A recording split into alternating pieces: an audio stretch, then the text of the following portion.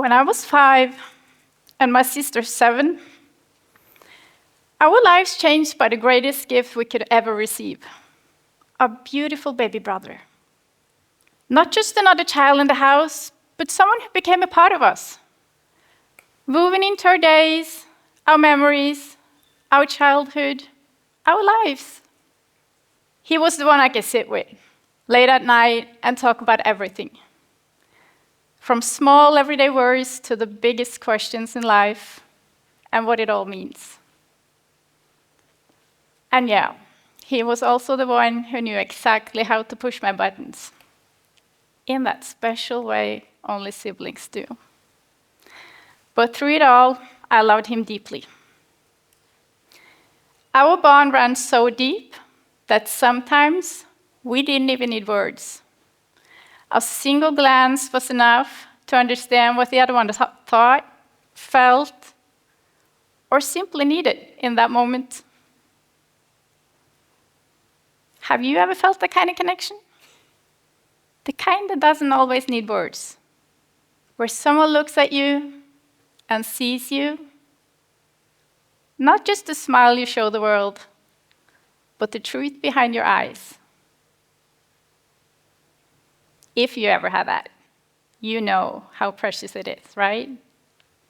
And if you haven't, I really hope one day you do. Because when you felt that kind of connection and that kind of love, you never forget it. But what happens when someone you love that deeply dies? Suddenly and without warning. My father and I found my dear brother laying dead on the floor of his living room. There was no time to prepare, no final conversations, no goodbye. I still remember the feeling. I can still feel the feeling. Shock, panic, my legs giving out beneath me, and my mind racing. How do I ever say this out loud? How do I tell my mom, waiting outside? How do I tell my daughter, my sister and her children, my grandfather, and my brother's friends, that the person we all loved is gone? And what unfolded after that moment turned out to be just as difficult as the moment itself. My dear brother died of an illness that many of us don't even consider as illness. He died of addiction. He died of a heroin overdose. Even though we were met with empathy and support by our closest family and friends, many bereaved families are met with silence when they lose a loved one due to substance use. Then there are whispers, looks, and assumptions. Instead of compassion, the bereaved hear things like, "At least now you don't have to worry anymore. Maybe it's just as well he died. Just another junkie. Scum. He should have pulled himself together." I know it's hard to find the right words to say when someone dies due to substance use, but these utterances are not exaggerations. These are real things that have been said to families like mine. We know stigma makes recovery harder for those struggling with addiction. And if they sadly pass away, it adds to the grief of those left behind. So you see, they just don't lose their loved ones. They lose the world's empathy. They lose the right to grieve openly and they lose the dignity their loved one deserves. And they carry something extra, a weight that other grieving different losses don't have to bear. Families go silent. They avoid saying how their loved one died, and they worry about judgment, about blame, and about being seen as failures. And it's not just the people in the society, but also the system that seems to be ill-equipped to deal with the families that is left behind. A mother had to call the priest herself because the authorities who delivered the news about her son forgot to inform him.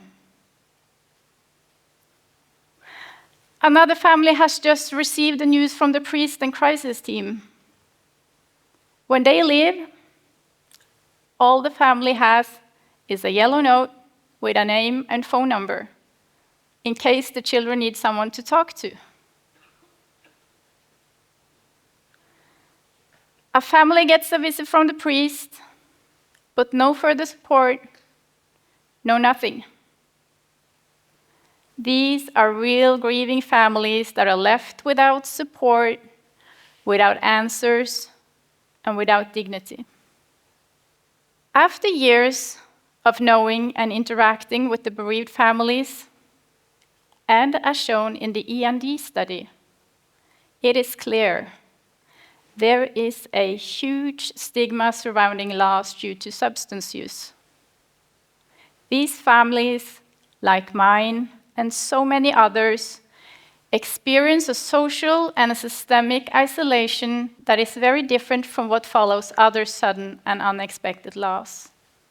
Expect loss due to suicide. Research says that people who lost someone due to substance use are 3 times more likely to experience prolonged and complicated grief compared to other bereaved by unnatural loss. They're more likely to suffer in silence, weighed down by shame, guilt, and social judgment. And yet, this group is often ignored and gone under the radar when it comes to help and support. Forgotten. In 2023, EVR was founded, which is Norway's first and only organization that focuses exclusively on people who have lost a loved one due to substance use. And I was later invited to join the board. EVR supports bereaved and works to improve their well-being by advocating for constant support and giving them a voice in society. And to remind the families that you are not alone, your loss matters, and your loved one mattered. Because support after loss isn't just kindness. It's prevention, it's healing, and it's justice. Grief cannot be graded. And every person, no matter how they lived or how they died, deserves to be remembered with dignity. A community that comes together to bridge the silence in our society is invaluable. I hope, as a society, we can meet someone grieving this kind of loss with curiosity, not assumptions, and with empathy, not judgment. Behind every loss due to substance use is a person, a sibling, a child, a friend, a soul.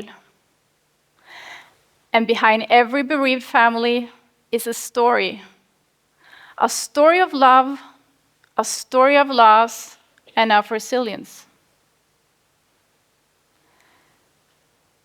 Let's work together to stop making certain kinds of grief invisible, And let's work together to stop weighing worth based on the way someone died. Let's keep showing up for each other, for every kind of loss. Thank you.